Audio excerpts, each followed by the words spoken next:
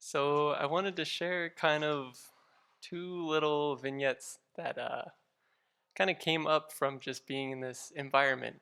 This environment of something comes up that I'm uncomfortable with, and I can't really get away from it so much. and so then I have to deal with it. And so I wanted to start with one about my attachment to validating social interactions. It's a pretty strong one. So at some point in my stay here, nobody was really talking to me for about a week or so. And I was like, what is going on? Did I say something? Was it those awkward interactions where you're in the doorway and you're like, oh, no, you go. No, no, no, you go. No, no, you go. And I just didn't know what was going on. And the answer was we were in silent retreat. Of course.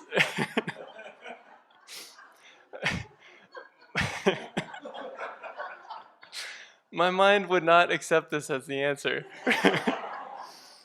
I kept going round and round. It was like, no, it's because I'm awkward or something weird because I haven't showered.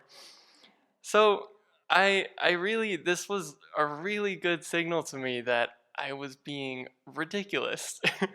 So I had to work on this, or I decided to work on this to kind of work through it. And it kind of started to sink in that this relying on external validation was miserable. It just sucks. And yeah, it creates all these nonsense stories. And so, yeah, I realized until I believe in my heart that I'm, enough as myself, and I can really feel like I'm doing what I can to be in line with the things that I believe in, until I could really believe that myself, no amount of other people telling me this was going to get through, because I wouldn't believe them. So with the help of a bunch of just wonderful people, you all, um, I started to really get through this a little bit, because here it seems like there's a really great balance of people who know when it's good to give you validation and encouragement, when it's beneficial, and you also seem to know when it's better to just let me generate that for myself. And that has been incredibly helpful. Because out in lay life, I knew all the places that I could get it. And I just go from one to the next. And so, yeah, over time I found it a lot easier. I got the advice that the practice would actually help a lot, just being in line with my values. So, yeah, keeping better ethical conduct and being as kind as I could and making this genuine effort really, really, really gave me this confidence. And it kind of started to grow this sense of, yeah, like I am enough as I am because I'm making the effort that I can, and it's in the direction that I want to make this effort. So, yeah, now when these crazy thoughts come up, I can kind of think, yeah, okay, I hear those thoughts, I see them. Sometimes they're completely nonsensical, and I can just kind of feel like, okay, that's ridiculous. And sometimes they have a little bit of, like substance to them where it's, maybe I did make a little bit of a mistake here or there, but I don't need to beat myself up over it. I can just kind of, see that, and now then see that I know now that maybe I can work on that. So I work on it next time. And yeah, yeah, that's great, because it's not the end of the world, and it's not even the end of the day. And that's been wonderful. So yeah, I also realized I forgot to do one of these. So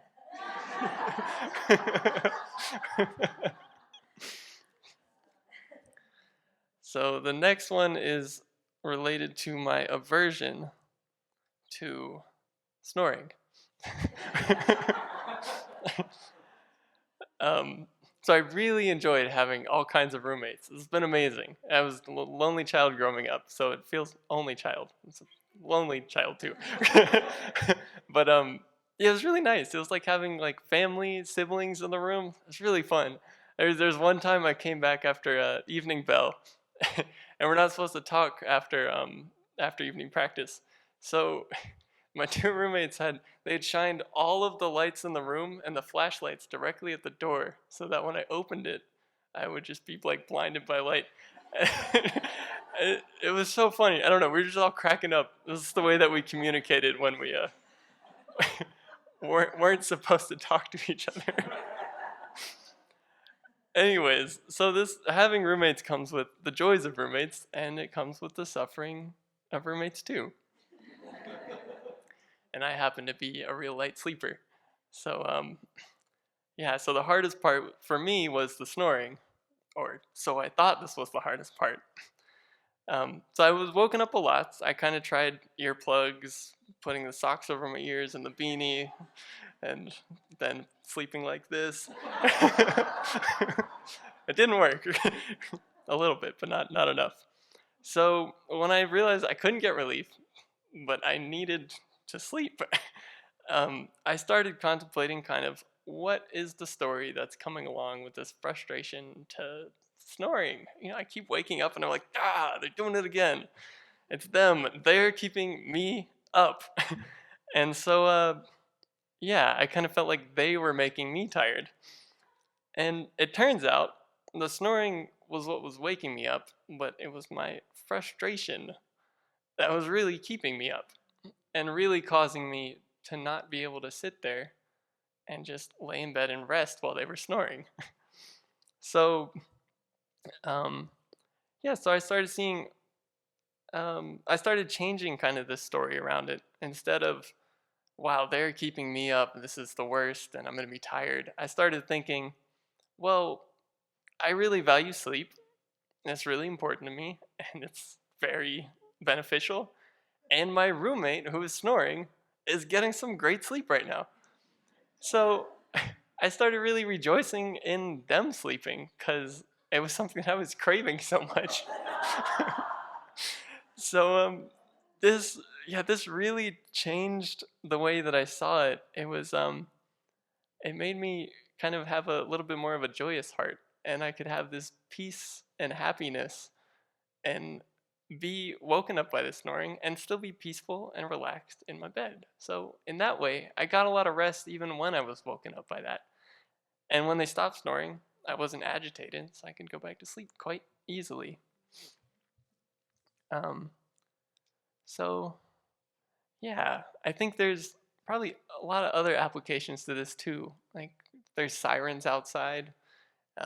You can rejoice that somebody's fire is getting put out or that somebody's getting medical help.